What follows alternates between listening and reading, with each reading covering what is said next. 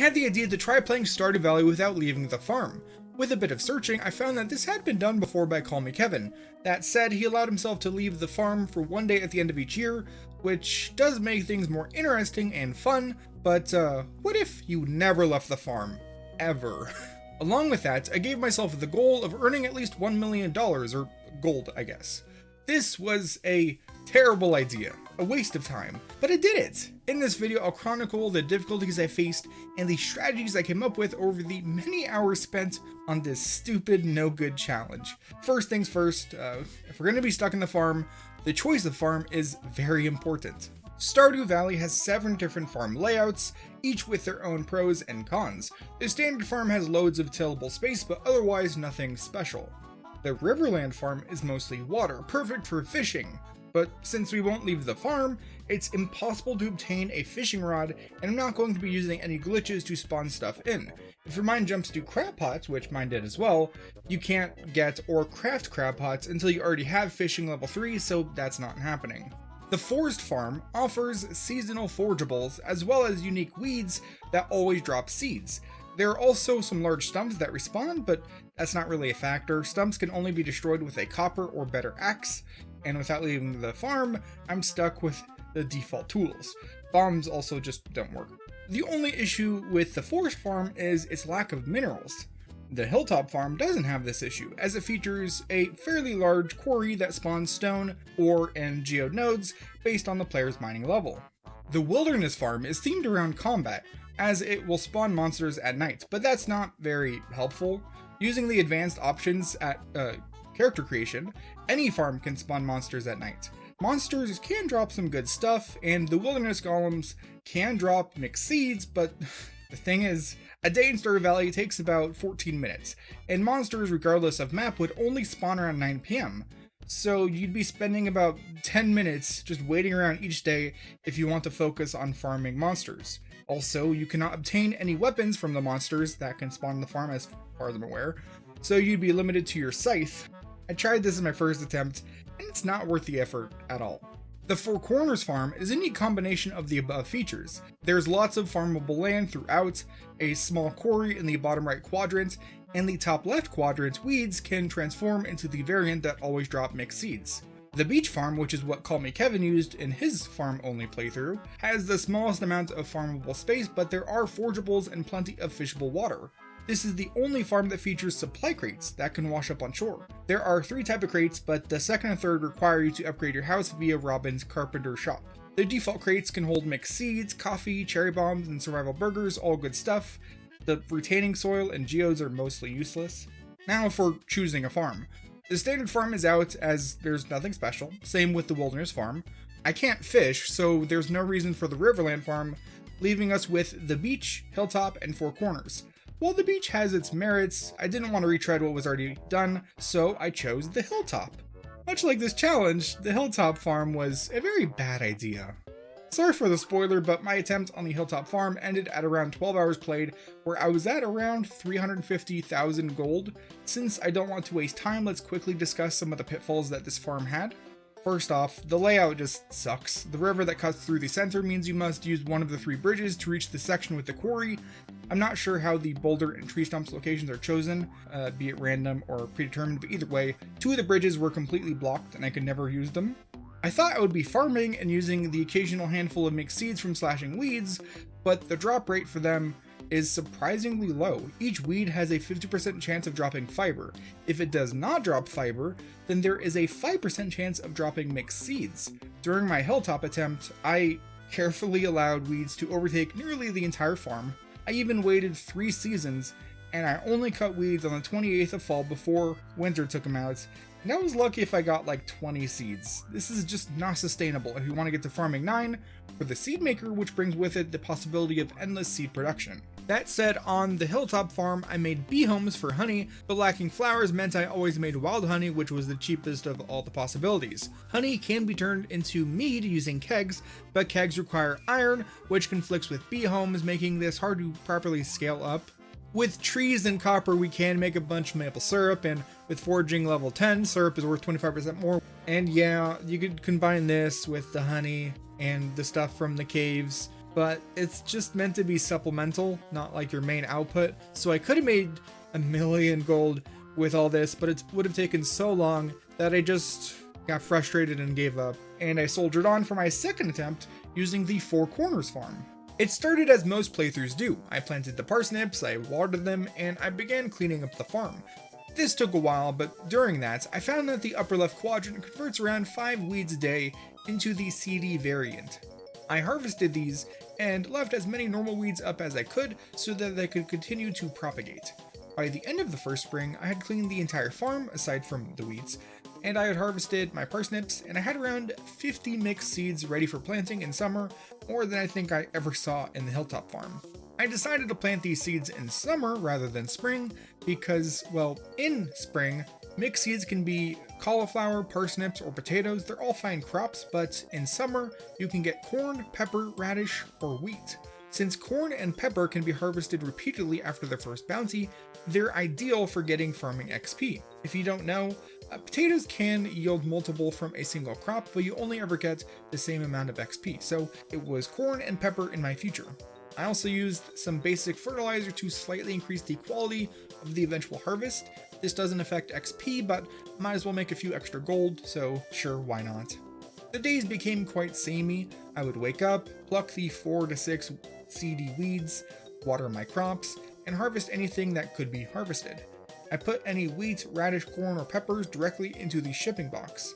By the 20th of summer, I was up to farming 4, mining 2, and foraging 3. I was also at about 10k gold, but this started moving a bit faster now that the corn was sprouting every 4th day.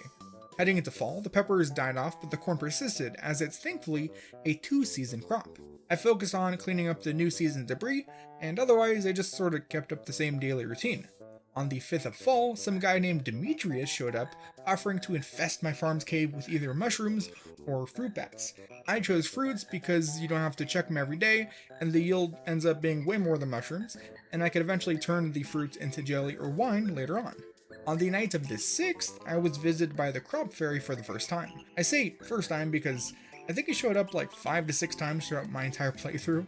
The crop fairy grows a small selection of crops to be ready to be harvested immediately, which is a nice treat, but otherwise it didn't really affect the challenge very much. Moving forward, I added visiting the cave to my weekly routine. The fruits, even if turned into wine, doesn't make that much money, but each fruit gives 7 foraging XP, which is great for slowly leveling up the skill. Throughout fall, I continued planting the seeds harvested each day, and as you can see, I started focusing on maintaining rows of crops rather than a huge patch. It turns out it's way easier to make sure each crop gets watered by hand when you're not worried about accidentally missing something hiding behind something else, if that makes sense. When the 28th of fall rolled around, I finally took the scythe to all of the weeds on the farm. They would die off in winter anyways, which ended up being 33. Not bad. Winter went fairly quick. I can't really plant any crops, so I just gathered fruit, I visited the quarry, and I spent time pruning my very small tree farm. Otherwise, lots and lots of days spent in bed. Heading into year 2, my routine was fairly standard. I planted the mixed seeds, gathered more each day, did some mining, and gathered fruit. By the time summer rolled around, my farm had witnessed a meteor strike, another fairy, an alien capsule, and I think one of the owl statues. I actually got a lot of owl statues by the end. I'm too lazy to pinpoint the exact day, but it's around this time that I was starting to get iron from the quarry, allowing for a few kegs. I really should have started making sprinklers first, but oh well.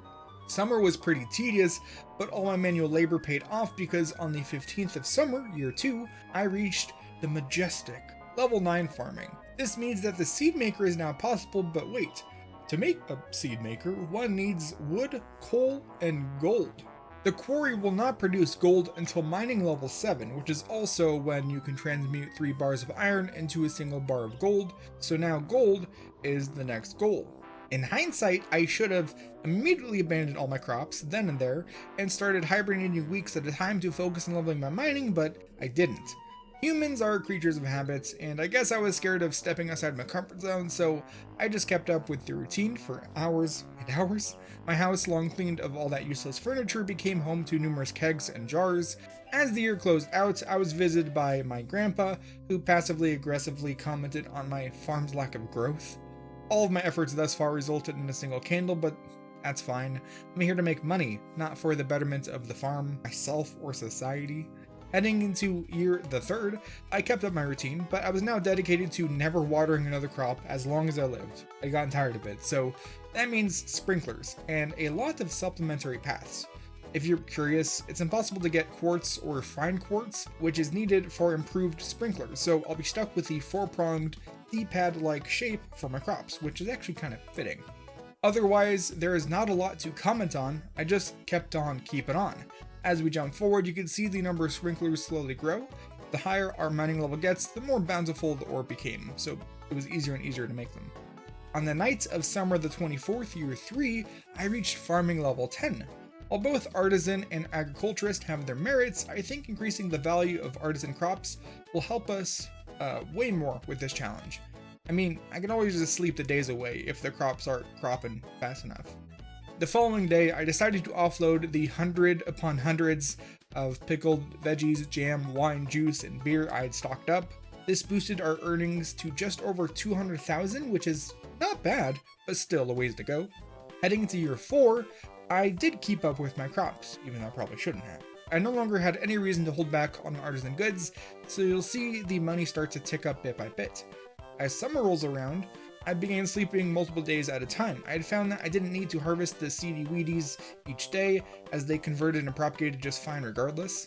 Moving into fall, the corn kept producing, and the quarry was now occasionally yielding frozen geonodes. While I can't crack these open, they do give a nice chunk of XP, so they're always a nice treat. Exactly 2 years after reaching farming 10, on the night of the 24th of summer, year 5, I reached mining level 7. This was just so satisfying. I immediately transmuted myself a gold bar and started grinding up every available crop into seed packets. While these additional seeds would be nice for planting, the real goal was the 0.5% chance of getting ancient seeds. This seems like a daunting probability, but I did get a couple before running out of crops to process. For fall of year 5, I decided to take my many eggplant seeds and plant me some eggs. As we close out the 5th year, something finally changed within me. Perhaps I was emboldened by the idea that the challenge was almost done, or perhaps I had finally gone over myself. Either way, I decided to finally, after 20 plus hours of slowly manually chopping down trees and mining nodes, to start animation canceling. If you don't know, you can press a combination of buttons to cancel your farm's animation. This still uses the same amount of stamina, but it makes these actions take less time in-game and out-of-game. I wasn't really fighting the clock on either of these fronts, so it felt more than reasonable to use this bit of tech. For the record, I knew about it from the start.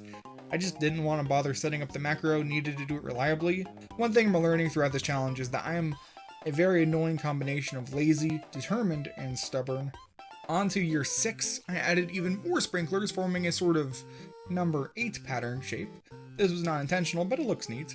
I planted my ancient fruit seeds, as well as whatever else I felt like. Ancient fruit can be harvested after 28 days, and then every 7th subsequent day. I processed these into seeds and then replanted them as far as I could. As fall rolled around, I was filled to the brim with corn. Along the way, I did my best to process these into pickled corn and corn juice, which just sounds really gross. By now, I had ran the numbers, and it was looking like year 7 would be the money-making harvest I had been waiting for. Spring of year 7 was spent cleaning up the crop area, planting my numerous ancient seeds, and just sort of ignoring everything else. I was determined to sprint to the finish line, even if that meant every other part of my farm falls into wild disarray.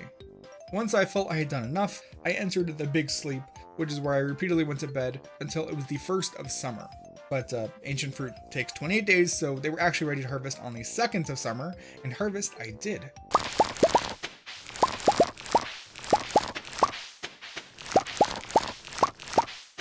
These bulbous blue fruits have a base sale price of 605G, considering we took the tiller profession.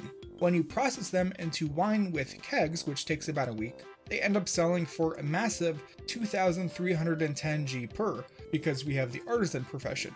I had way more seeds than I did sprinklers, but still, each harvest yielded nearly 150 ancient fruit on the 2nd of summer, and then another 150-ish every 7 days after that. 7 days later, on the 9th, I turned in whatever wine I had made, as well as so much unrefined fruit, which was still way more than enough to push me past the goal of 1 million without ever leaving the farm. Success. If I kept this up, I'm pretty sure I could clear 2 million within year 7. What a lucky number. But we're here, or rather I'm here, writing the script, recording this voiceover, reflecting on this playthrough. It was quite the undertaking.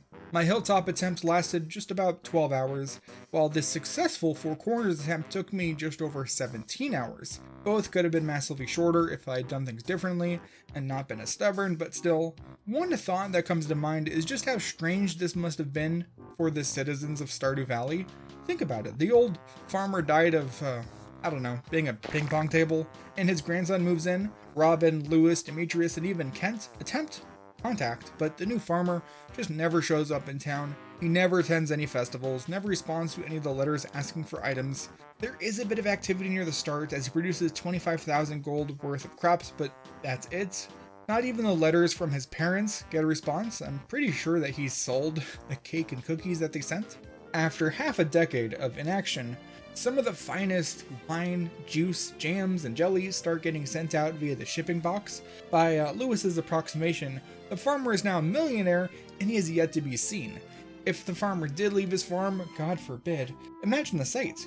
He's pale, naturally, but more so from lack of activity and sunlight, riddled with bed sores from sleeping most of the month, and I can't imagine his social skills have been positively affected by years of isolation. But hey, at least he's rich. Big thanks to my channel members for their support, and a giant pumpkin-sized thanks to Captain Crayfish for being a super fan. If you enjoyed this video, be sure to leave a like, maybe subscribe, and why not check out my other 2 Stardew Valley videos. I got one where I use glitches to break the game on day 1, as well as a video looking at Easter eggs and fun facts in the game. Otherwise, that's it for this one. I'll see you. Goodbye.